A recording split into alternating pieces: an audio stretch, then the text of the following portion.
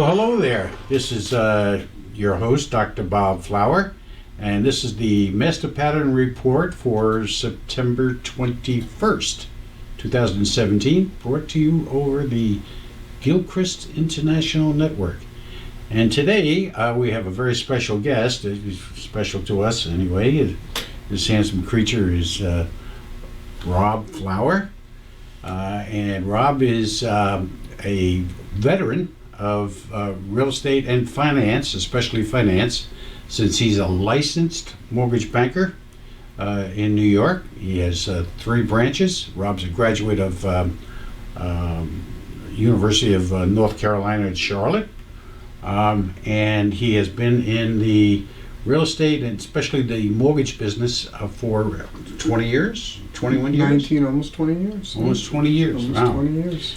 And we are going to discuss today some financing issues and some markets in and around the tri-state area especially, and maybe a little bit outside of that area as well.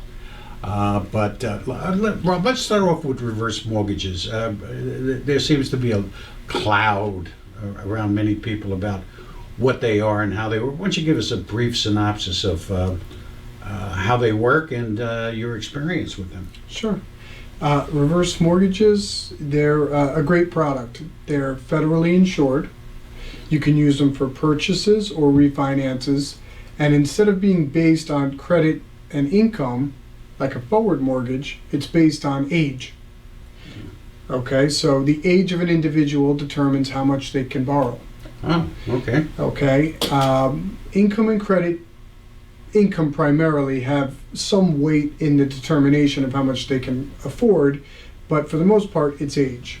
So based on someone's age, they're able to purchase a home or refinance a home, and the income qualification part is essentially somebody being able to pay their own taxes and insurance. So for the loan itself, there is no income qualifying. Oh. So if you have an individual that's retired, if you have an individual that doesn't get a pension, they just get Social Security, or vice versa, then you'll be able to, at least as long as they can afford the taxes and insurance, they, depending on their age, will be able to get a loan. All right, now 2 things. Is there an age limitation? 62 and older. Okay. And this purchase aspect, that's something new, isn't it? Or? It's been around for a few years.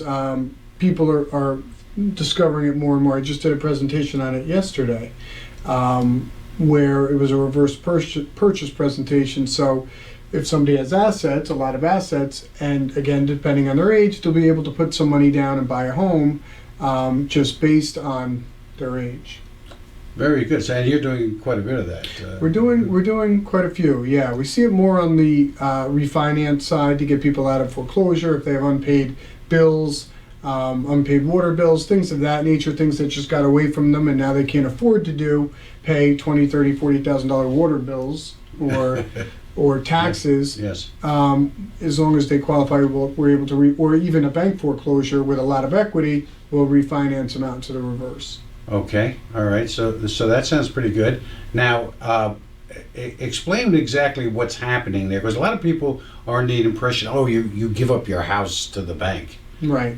It's the same as a forward mortgage, a regular mortgage. You're not giving up your house. You retain ownership in the house. Okay. You can sell it at any time. You can refinance it out of a reverse mortgage at any time. Okay.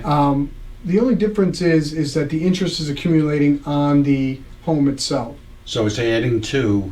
Correct. It's adding to. If you have a home and you borrow $300,000 and your payments your interest payments $1,000 a month, you owe $301,000. Then Right. the next month $302,000. Right. Now you can make payments on that. You can decide if you want to pay that interest. You can pay $500 a month of interest. Or you can pay $1,000. Okay, so you can get into a home without having the income qualify. Okay. And make payments. So it's not a negative amortizing loan. Okay. So you can customize your own mortgage status on your own if you want. Sure. If you wanted to do a partial pay Partial payment. partial, Yep. right? Absolutely. You can do that. 100%. Yeah. So in that respect, it's now. How about the rate? A lot of people say, "Oh, it's more expensive." Yeah, well, the closing costs are more expensive. That's the downfall. It's because of the insurance from the federal government. So Okay. it's an expensive closing cost loan, which you finance into your mortgage, which Right. is good. Rates, there's a monthly adjustable, Okay. there's a yearly adjustable, and a fixed rate. Rates are a little higher, mid fours to low fives. Okay, so that is higher than A little than higher, yeah. than a regular market. Yeah.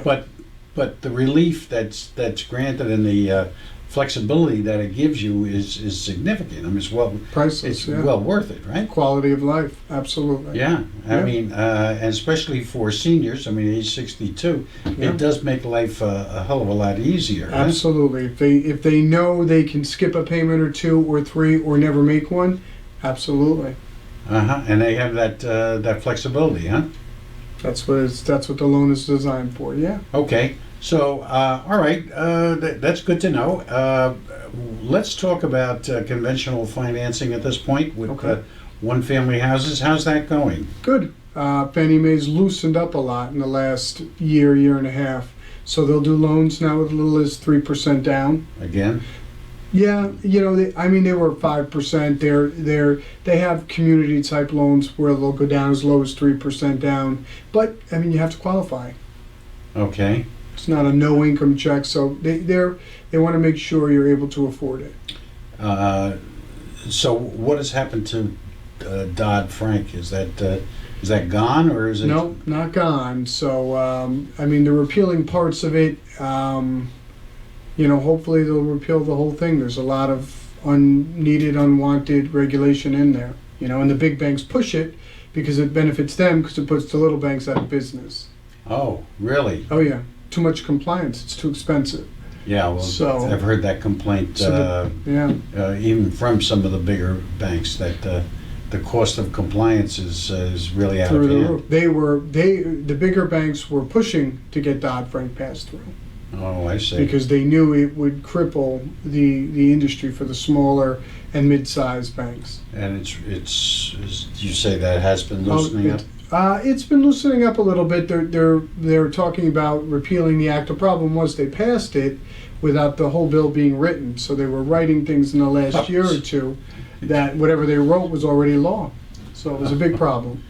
Okay. And the rates today, what are the rates looking like today? Rates are pretty good, anywhere between high threes to low fours. But they seem to be making a move on the upside. Bond markets are a little uneasy. Stock market's doing well, so the bond markets are getting beat up a little bit, Yeah. Do you which think drives the rates up. Do you think that's going to continue, or you see any easing with that, or? As long as the stock markets are giving good returns and people are going in there, the bonds are going to take a hit. Unless Okay. there's some sort of, natural or geopolitical issues which will take people out of the market and go into bonds for safety, which will in turn make rates better. Yeah. If not, I think they're going to steadily keep rising. Yeah. Now, I've noticed lately that the metals are starting to make a Gold. move. Yeah.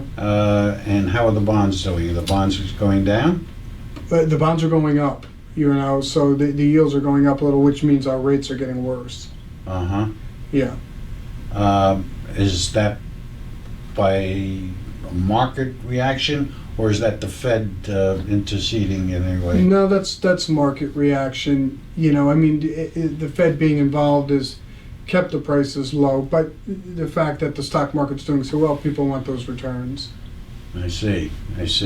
So if we have a pullback here, which we're looking for shortly, that's going to help the mortgage rates. Yeah, huh? the rates will rally. Sure. Yeah. Okay. Well, it's good. Listen, they're still historically low. Absolutely. I started in this business, as you know, back in the '60s, and at that time, the lowest rate that I ever saw was around 4.25. And now, after all those years, I refinanced with you. Mm-hmm. I didn't even want a mortgage, but you were able to secure a mortgage for me of 3.125 for 30 years. 30-year fixed. Wow. Lower than what I got. Yep. You did your papa well. Of course, of but course. but I mean, that's so incredibly cheap. Too cheap. Yeah, Too cheap to say no. Yeah. Well, that's true. That's true. Absolutely. And if those reverse mortgages came down anymore, I think you'd see a whole lot of people jumping onto that. I mean, that's People are, people are nervous of it. They don't understand it, therefore they shy away from it. okay. All right, good. But it is a great product. 1% of everyone qualified. There's only 1% of that population that actually uses the reverse. Is that right? Wow. So there's a lot of people that qualify out there that don't use it. Yeah, yeah. Well, a lot of people really don't like particularly myself. When I can get a 3.125 interest, I wouldn't want to. Mm-hmm. I wouldn't want to reverse. I mean, No. it's so darn cheap. All right, so let's talk about the market itself. What would you? How's the past year been going, and what are you looking at? Refinances, sales? Refinances are drying up a little bit. A lot of sales. A lot of sales, could be more sales, just not a lot of product out there. Is that the No the fact? homes. Yeah. Yeah. It affects everything because we have a lot of qualified buyers, but no houses for them to buy. Why do you think that is? Does that have something to do with people still underwater with their properties, or No, you don't see too much. The appreciation, especially in the boroughs, has been so big the last few years that there's not many people underwater still. Just a lot of people know if they sell, where are they going to go? There's no homes to buy. Renting is also becoming harder and harder from what I hear from some of our agents, the realtors, that there's nowhere to rent. Yeah. So a lot of people looking for rentals and they can't find them. Yeah, I know our rental properties are doing exceptionally well. They've really picked up significantly over the past year.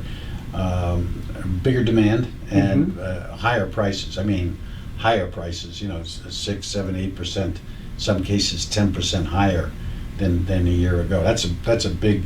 It's a big jump. Yeah, it is. Somebody paying $1,500 a month, now they're paying $1,650 a month. Is that's a big jump. Absolutely. That's a big hit. Yeah. So people are really holding on because we used to have a test that we used many years ago, and we would say, could you afford to buy your house today? And in many cases, people couldn't. Sure. The escalation, inflationary pricing of homes, and of course the benefits of home ownership. And in addition to the appreciation, you get depreciation, you get amortization, and you, of course, you have the social benefits to owning a home. Those things are forcing people to stay put. Is that what you would say? Is that what's happening? Definitely. I mean, you have to then purchase another home and see. Could you is a good question, but also I would ask, would you pay? If you bought your house for $400,000, would you now pay $700, $600 for it? Yeah. I don't know how many people would say yes, right? Yeah. Right. So if Right. you're going to move to a larger house, a better house, you want to go up, it's going to be a lot harder. Yeah. Because the would you, now it's $600,000, and one step up may be $700,000 or $800,000. Right. So it's hard to, once you sell, find a new one and use it as a step up. It's very difficult. So, what market levels do you think are the best and we're getting hit the hardest, or the most active, or the least active right now? Well, always price ranges, you mean? Yes. Always active, always secure levels. That there's always activity, even when the market's crashed. We're the 3 to 450 range. Okay. It's always affordable for people. Okay. Problem is you can't find a house now for under 400 in the boroughs. In the boroughs. Very, very Okay. hard. So that's probably 3 to 500 are very active. But the higher end market's being hit a little bit from what we see, but Oh, yes. that's always the first to kind of take the blow, I think. Yeah, the Connecticut market's getting creamed. Oh, is it? At the higher price Higher shops, price stuff, absolutely. yeah. Yeah, we're seeing reductions in the higher price stuff of like 30 to 50%. Yeah, And they're still not moving. yeah. They're still not moving. But of course, Connecticut is undergoing a transition. Transformation, yeah. They're really, you have a lake house up there, but still, the taxation is going up. I mean, things are getting kind of fiscally out of control, and people are not as stable, don't feel as stable there as they do in, well, I hate to say New York, but I think New York is a little more, they have a tax cap, which I don't think Connecticut does. Yeah, so things don't seem to be, the higher market up there is taking a large hit. And even down here to some extent. Yes, definitely. Right? Yeah, Long Island, yes. All right, so let's go through the area and let's talk about how the different markets, New York City, the 5 boroughs, how are they doing? Good. New York City, New York City's been steadily climbing. The co-op condo sales are doing well. Month over month, year over year, they've been consistent. I mean, a couple of quarters of maybe a little slowdown, but from the updates I get, they're still climbing. Okay. So New York City's pretty stable. The boroughs, Brooklyn, Queens, they've been on a tear the last year and a half, 2 years. Maybe a little softening in some levels, just because offers are now starting to get accepted. They're not bidding wars anymore, so it just shows a little bit of softening in those areas. The home prices are still astronomical, and they're still very stable. There's enough buyers that if the market starts to drop, more buyers will come back in because those buyers were left behind. So that market, I think, is pretty stable for a while. Okay. So the boroughs of Bronx has been doing very well. Very well, parts of it, still coming up, still rising prices. So it was the only area that was left besides Staten Island. Okay. So Brooklyn and Queens, I know Brooklyn has really been on fire. Yeah, Brooklyn is almost unaffordable. Yeah. Now Queens is... Parts of Queens are unaffordable. Parts of Queens are getting to that level. Okay, that's it's good and it's bad in a sense. What about the outer counties, your Nassau and Westchester counties, and Nassau's been good. Nassau, Suffolk, they're stable. Certain areas along the Queens border, people have been pushed into those areas that were more affordable, even with the ridiculous taxes, but that's becoming unaffordable. So parts of Nassau have exploded, but deeper into Nassau, Suffolk have been stable. Okay, so, and the taxes there are the big problem, huh? Taxes there are the biggest problem, yeah. Yeah, Suffolk too, or just... Suffolk too, but Nassau, primarily Nassau. And they have some beautiful areas, they got some shoreline areas. Sure, there absolutely. that we saw, we were at an auction yesterday, and we saw a Sands Point house go for $5 million.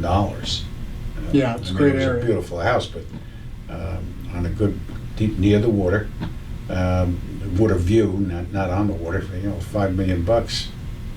My God, it just just went. What were the taxes? Yeah, I don't remember what the taxes were. I didn't check, but boy, 30,000-40,000. I'm sure. When you oh yeah.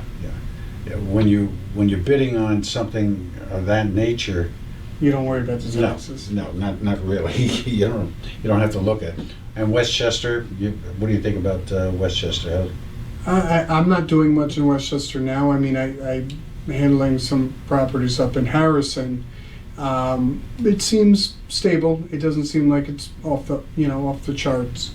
I don't see drastic rises, but they're higher end properties, so it's probably more of that stabilizing market anyway. So yeah, we are seeing very active price increases in the largest cities. Like the downtown areas, the urban areas, which really surprises me. Yonkers and Mount Vernon are really taking off. Areas that 4 or 5 years ago you could have walked in and bought anything you want. Now you can't buy anything that you want. And 2, 3, 5 family houses are going, $1 million in downtown areas. Outside of that, even that much more. But like for instance, there are newer developments on the water in Yonkers, and they're getting for 2 bedrooms there $2,700-$2,800 plus parking, $100 a month for parking. That's higher than the what I would call interior markets are going for. Sure. So it has great accessibility from the city. The train station is right there, and it's 20-minute express from the city. So that's understandable. But those inner city areas, and we were talking about Newburgh, and you were telling me that Newburgh is catching on. It's a lot of those areas upstate are catching on. They're taking off. What about they're affordable? What about Albany? I've heard. I'm not 100% familiar with the area, but I've heard that's also started to really increase in values and a pickup in sales. Yeah. So it's affordable. And where was the other? Orange County? Orange County, yep, Troy, yeah, those areas. Right. Rockland County is, of course, very solid, and the values there have climbed. Now, what do you think? Do you think we're going to get a little pullback? Or what's your take on this? I would have to assume, especially, the only thing I think that will stabilize the market is there are a lot of buyers out there. So markets have to come down. It can't keep increasing because people can't afford it. So that'll bring it back. But I think the cushion, the catch will be that more buyers are standing on the sideline waiting for this to happen. So that'll give a stable floor, who knows where, but it'll give a good floor to any drop. Now, where are the buyers coming from, Rob? Are these outside people, or are these all over? People that kids of permanent residents? Yeah, or? You see, there are people from all over. Some immigrants that have come and have been renting and that want to now purchase, and build that equity. I see a lot of that in the boroughs. Some children that are of that age that want to buy, but people know, especially in the boroughs, it's an investment. They know it's an investment. Yeah, positive investment. Sure. Things are going to stabilize, be secure, grow. Even if they drop off, they eventually will come back and absolutely and grow more so there than any place else. But it just seems like the urban areas are, and I think you're right. I think a lot of that has to do with immigrants coming in, and they're more accustomed to urban living than Americans are. People who are born here, they'd rather have the suburban, for the most part. They'd rather have that suburban setting. Yeah. From what I'm reading, it's a lot of people, just the exodus out of the suburbs into just different, it's a different world. You don't have to worry about the property and, taking care of it. You move into an apartment building or a condo or a co-op. I think, urban living now is everything is done for you. Everything's done for you, and everything's right there. Right. You walk out the door, you don't have to get in your car to go somewhere. You walk to the store, you walk to the supermarket, you walk to the tailor, you walk everywhere. It's a 30-second walk. Okay, good. So things are well? Things are good. You've been picking up more and more each year? Things are picking, yes. Yeah, things have been steady, which is good. Yeah, that's the important thing. Is absolutely. If you can't get tremendous growth, you want to be steady. hold the line. And I mean, you've been doing very, very well, as I know, and you guys are up near that $100 million a year mark, which is making you a pretty good size entity. I mean, for a smaller, you're like larger of the smallers. Yeah, we're as a company we're over. Yeah, sure, closer probably to the 250, 300. Really? Yeah. Yeah, Oh, well, so you're gonna have it's to a buy good me thing. dinner or something like that. Yeah. Jeez, good God. Maybe lunch. 250. God. Yeah. Well, yes, and these markets, and it's not only. I mean, it's more of a regional thing. This property that we went to bid on yesterday was upstate. It was Pennsylvania, but it was right on the New York border. And when you and I and your sister went up there and looked around, we said, "Well, it's remote, but it's really nice here. You know, Mm-hmm. 157 acres, 12-acre lake, you know, over the border on Pennsylvania, a little house on it. Maybe we can knock this off for 250." And stood like in the middle of a hurricane as the bid started at 400 and ended up at 700,000, which, I mean, Rob, that's incredible. That is incredible. I mean, It is. this is the sticks. The sticks. I mean, this is where you bring in a forestry company to till the trees. I mean, it's not like it's, you know, a 4-acre lot in 20 minutes out of in New northern York City, Westchester, right? No. I mean, that thing. 2 hours from the city. I mean, there's nothing around, but it was nice. That's, you know, people also, I think, are moving to the other extreme from the city to maybe quality of life. Yeah. You know, getting away from doesn't seem to be, I mean, there is the suburbs that in between, but, you know, that could be also people are on their, you know, somewhere on their way out into that gentleman, I believe, who purchased it, lives in the city. Oh, yes, right. Yeah, he was, right, commuting up there, yeah. So you think, right now, let's talk about investment for a little bit. You think Orange County is the place to be at right now, or You know, Dutchess, or? from what I hear, you know, people are saying it's still affordable, it's desirable, and it's producing good returns. So it's not a bad place. Yeah. And from there to say White Plains is becoming a pretty much of a business center. A lot of development going on in White Plains. I think they have like 1,200 new units scheduled over the Wow. next 2 years, 2.5 years.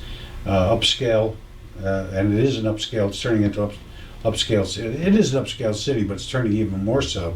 So it's becoming an employment center, especially for services. So from like White Plains to Orange County is really not that far. What, maybe 45 minutes? Yeah. Right? Under an hour, certainly. In some cases, only 35 minutes. So a commute from like White Plains or even Mount Kisco. Mount Kisco is a smaller size community, but it's, you know, it's thriving. But say from White Plains, it's a relatively easy commute, Hop, skip, and a jump. right? And as you say, right now it's very affordable.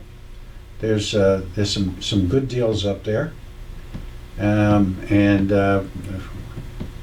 we own a parcel up there, 23 acres with a house, and it looks like a lot of development is about to explode up there as well. Mm-hmm. But you don't see anything that might detract from the marketplace itself, Rob? I mean, not unless the you know, I guess even if the stock market may take a tumble, people would, you know, bring money back out into the housing market. You know, I don't see much other than maybe a large run in the rates, you know, but I don't think the government's going to let that happen. Yeah. So not now. Yeah, still not. Still not 100% stable. Yeah.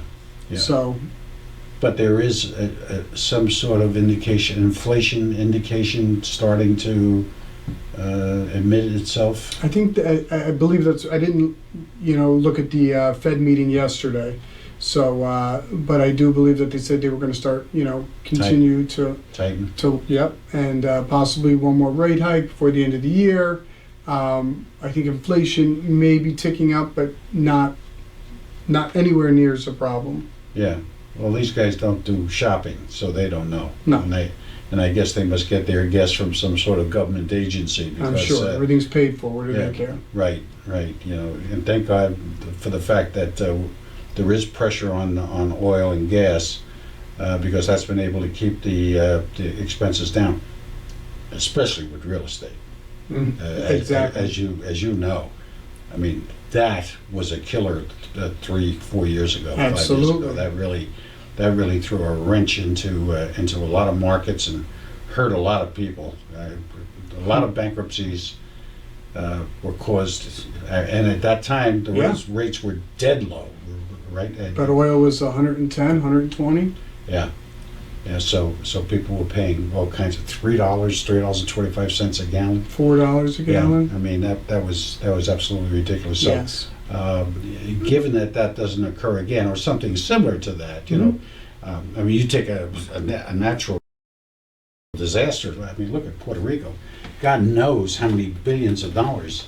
I mean, they're out of business shut now. out. They're no power. 100% power loss there. Yep. And the water damage and what, I mean, that's it. That's they it. were already suffering economically. Yes. Yeah, they declared bankruptcy. Yep. Right? Yep. What do you think? Good place? Should we take a ride down there and maybe pick up a place or two? It might be a good place to look once the power comes on. Without AC, I don't know if I want to go. Or before the power comes on. What that could be. I remember we took a ride down to when was that? Sandy? What was the? No, that was the one that hit in Florida. Yeah. Right. We went down there and Singer Island and whatnot, and we saw these properties. What a mess! And we decided not to get one, like for $75,000. Yeah, the units were extremely cheap in very nice areas. Yeah. And I'm sure that.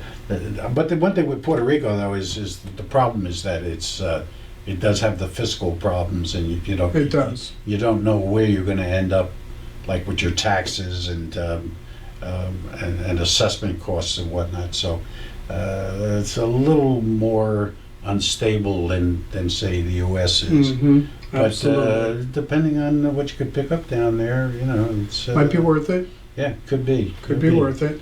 Okay, well, listen, it was great having you on, and I'm sure your mother's happy, and your new bride, by the way, Adriana, who's a wonderful architect and working for a major company, and doing a great job, and keeping the real estate tradition in the family going, and finance. Absolutely. Right, we keep the finance going, and keep the deals coming, and now we understand that you are now taking some classes in appraising. Yes, I am. And you're interested in perhaps forming a separate company for commercial and appraisals, sure. And residential appraisals. Yeah. Your sister is doing residential appraisals. She is. Right. So you move into that area as well, which is a good, strong allied area. So so that's good. And of course, you're always looking for some investments, right? Always. Looking around and trying to knock onto something that makes some sense, huh? That would be nice. Okay, good. Well, it was great having you, and I'm looking forward to you buying me dinner. And folks, we thank you. We'll have a financial report for you next week on some of our predictions. We're going to make some further predictions. And our new system that I displayed to you 2 weeks ago is going to be coming online very shortly. And our biogenetic assessment program is working its way out of the creative womb. And we hope to have that in place for you by the end of this year, certainly by the end of the year, perhaps by Thanksgiving. And I think you will find that absolutely fascinating as people are learning more and more about themselves and how to deal with stress and problem solving and decision making and social events and love affairs and all that good stuff, making money more and more. In any event, it's always a pleasure. You guys have a good weekend, and we'll see you early next week.